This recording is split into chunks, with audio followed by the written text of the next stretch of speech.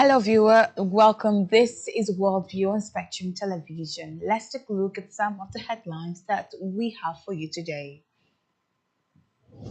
Syrian authorities say suicide bombing at Damascus church kills 22. Ukraine says Russian attack on Kiev area kills 8 and injured dozens. Iran's supreme leader asks Putin to do more after US strikes. And Worldview will bring you stories around the world. That is just the first three headlines, but the full bulletin comes up in just a moment. Don't go nowhere.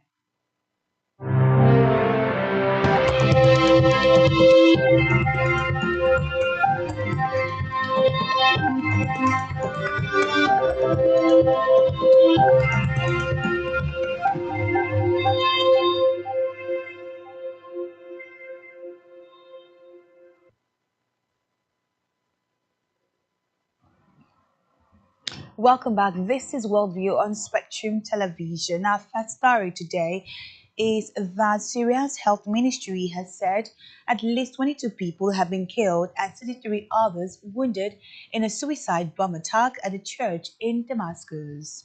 Reports say a man opened fire with a weapon at a Greek Orthodox church of Prophet Elias in the Dwalat neighborhood during a service on Sunday evening before detonating an explosive vat.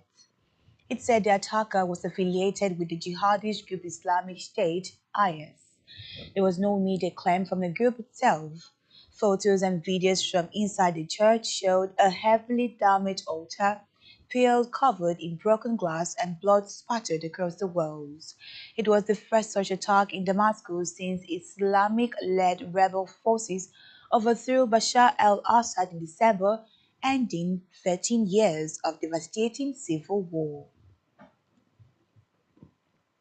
In a sad development, the health ministry in Algeria says people have died after falling from the upper stand of a stadium in Algeria just after the final whistle as local football team MC Alger won the league title. According to local media, dozens of others were injured when a security barrier collapsed, with fans surging forward to celebrate before falling on to the lower tie of the 5th July Stadium in Algiers. More than 70 people have been treated in 3 hospitals, the health ministry said, adding that most have been since released. Reports also say that players and staff from Marc Alger have gone to the hospitals to donate blood to the injured. The stadium was packed for the game that saw Marc Alger retain the league title, the one last year. Let's go over now to the Russia and Ukraine war scene, where Ukrainian officials said today that waves of Russian drones and missiles in and around Kiev overnight killed 8 people, lit up the night sky with fires in residential areas, and damaged the entrance to a metro station bomb shelter. The Interior Ministry said that rescue workers pulled bodies from the rubble of an apartment block in Kiev busy Shishinkisi district, less than a kilometer from the US Embassy, at 7, I beg your pardon, at least 7 people died in the district. Away from that, Hungary and Slovenia have decided not to support the EU's plans for an 18th sanction package against Russia, Hungarian Foreign Minister Pete Szisato said today in a press briefing broadcasting on his Facebook page. Hungary and Slovenia decided to block the sanction package in response to European Union plans to phase out Russian energy import, the minister said. Hungary and Slovenia continue to rely on Russia's gas and oil supplies and have maintained warm ties with Moscow. Elsewhere, Italy has frozen Russia's oligarch assets valued at around 2.3 billion euros, approximately $2.64 billion, since the invasion of the Ukraine in 2022, data provided by Italian authorities show. Now, with the most recent seizure occurring at the beginning of the month, Italy seized assets including bank accounts, luxury villas, yachts, and cars as part of European Union sanctions against the Kremlin and its backers. The Bank of Italy had said that at the end of June 2023, their value amounted to $2.5 billion.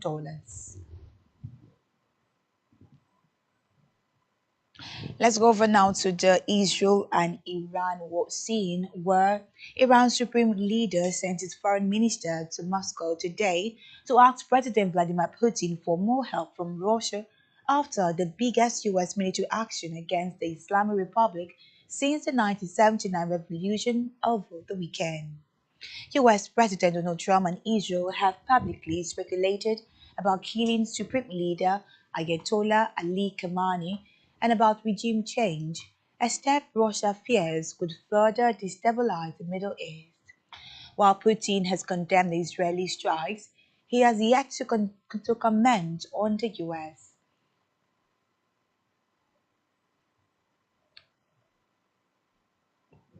It's also been said that last week he called for calm and offered Moscow services as a mediator over the nuclear program. Iranian Foreign Minister Abbas Araghchi was due to deliver a letter from Khamenei to Putin seeking the letter's backing, a senior source told newsmen. Now, in the meantime, Russian President Vladimir Putin told Iran's foreign minister today there was no justification for the US bombing of his country and that Moscow was trying to help the Iranian people. Putin hosted Iranian Foreign Minister Abbas Araghchi in Moscow 2 days after US President Donald Trump sent US bomber planes to strike Iran's three main nuclear sites. The absolutely unprovoked aggression against Iran has no basis and no justification. Putin told Araghchi in a televised comment that for their part, they are making effort to assist the Iranian people. Meanwhile, Araghchi told Putin that Iran was conducting legitimate self-defense and thanked Russia for condemning the US actions. He further also conveyed best wishes to Putin from Iran's supreme leader and president.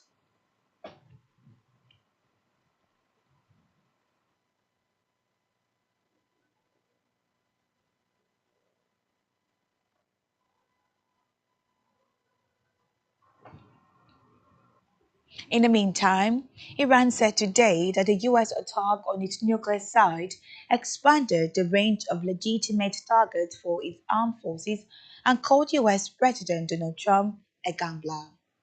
They further added that for joining Israel's military campaign against the Islamic Republic. Since Trump joined Israel's campaign by dropping massive bunker buster bombs on Iranian nuclear sites on Sunday morning, Iran has repeatedly threatened to retaliate.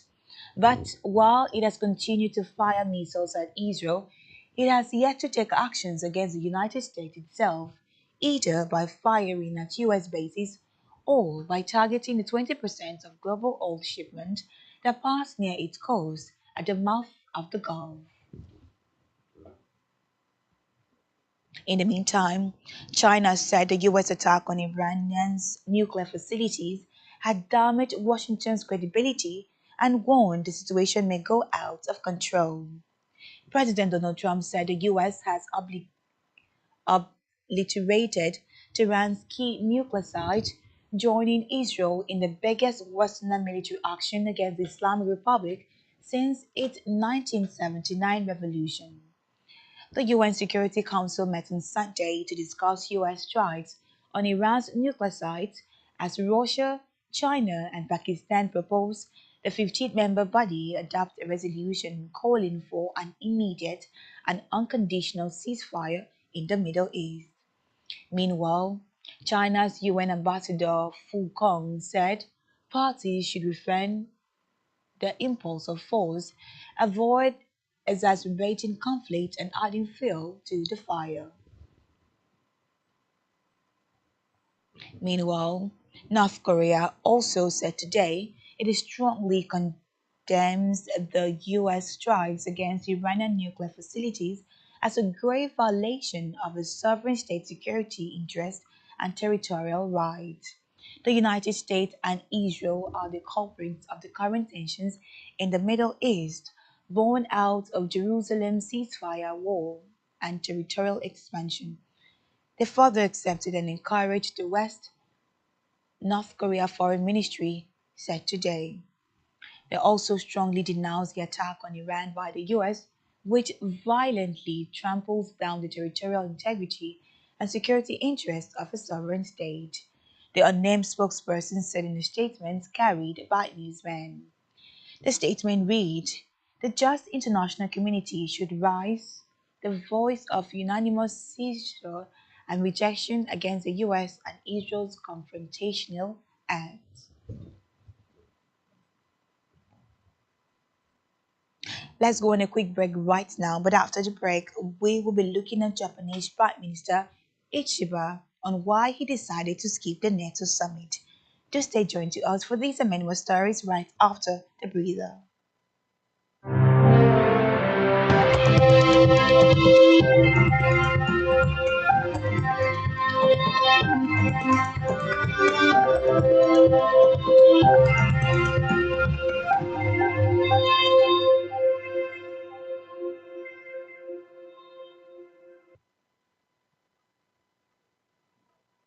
Welcome back to Worldview Today. Japanese Prime Minister Shigeru Ishiba has cancelled plans to attend the NATO summit in The Hague this week. The Foreign Ministry said in a statement today, scrapping his June 24 to 26 trip just 3 days after announcing it. The ministry said only that various circumstances had led to the cancellation. Reports say that Ishiba was pulling out because a planned meeting between NATO and a group of four Indo-Pacific nation IP4 was not likely to take place and because a meeting with US President Donald Trump was also unlikely. In the meantime, the NATO alliance has crafted a summit in The Hague this week to show itself up by satisfying US President Donald Trump with a big defense spending goal, but it has now risks being dominated by the repercussions of his military strikes on Iran. The two-day gathering is also intended to signal Russian President Vladimir Putin that NATO is united despite Trump's previous criticism of the alliance and determined to expand and upgrade its defenses to deter any attack from Moscow. The summit and its final statement are meant to be short and focus on heeding Trump's call to spend 5% of GDP on defense, a big jump from the current 2% goal. It is to be achieved by investing more in both military and other security related spending. Spanish Prime Minister Pedro Sanchez, however, upset NATO Security General Mark Rutte preparation on Sunday as he declared Madrid did not need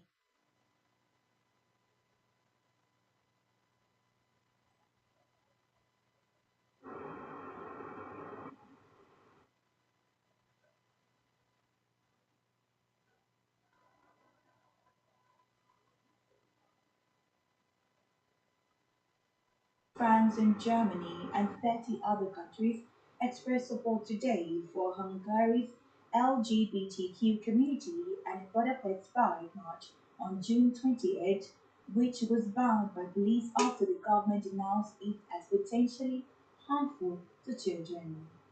However, the US, whose President Donald Trump shares Hungarian Prime Minister Viktor Orban's suspicion of effort to promote diversity and transgender rights, was not a signatory of a statement by the country's embassies blocking the march. Parliament, in which Orban's Fidesz party has a majority, passed a law in March that created a legal basis for police to ban pride marches of the LGBTQ community on the grounds that protecting children should supersede the right to assemble. Away from that, Greece will send more than 170 more firefighters today to reinforce team wildfires on the Greek islands of Chios for a second day as winds have further whipped up flares, bringing power cut evacuation of residents. Greek government spokesman Pavlos Marinakis told news conference that the situation remains critical as firefighting forces are still dealing with many active fronts, several of which being near Hamlet. He said another 171 firefighters will be sent to the island in the northeastern AGC, joining about 190 assisted by aircraft who were trying to prevent the conflagration from spreading to homes and areas known for producing mastiha, a natural resin harvested from mastic trees. In a separate development, US President Donald Trump has raised the question of regime change in Iran following US strikes against key military sites over the weekend. As senior officials in his administration warned Tehran against retaliation, Trump wrote on his social media platform, and I quote, "It is not politically correct to use the term regime change, but if the current Iran is unable to make Iran great again, why wouldn't there be a regime change? Neither." After officials in his administration, including US Vice President J.D. Vance and Defense Secretary Pence, stressed they were not working to overthrow Iran's government. This mission was not and has not been about regime change, Pence told reporters at the Pentagon, calling the mission a precision operation targeting Iran's nuclear program. Meanwhile, Vance, in an interview, said, I quote, "Our view has been very clear that we do not want a." Lastly, on World View today, Australian Prime Minister Antonio Albanese said today that Canberra supported the United States strike on Iran and called for de-escalation and a return to diplomacy, get a nuclear weapon, and a support action to prevent advance, Albanese said.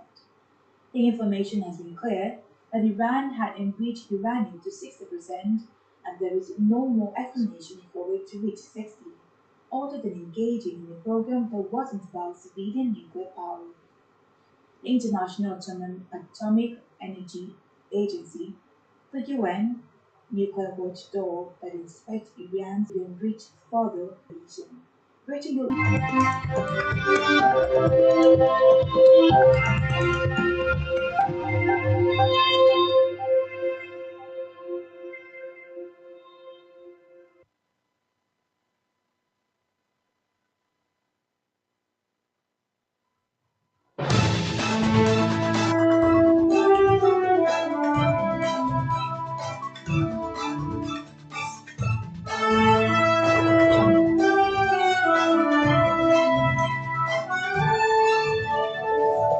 Spectrum TV, broadening your horizon.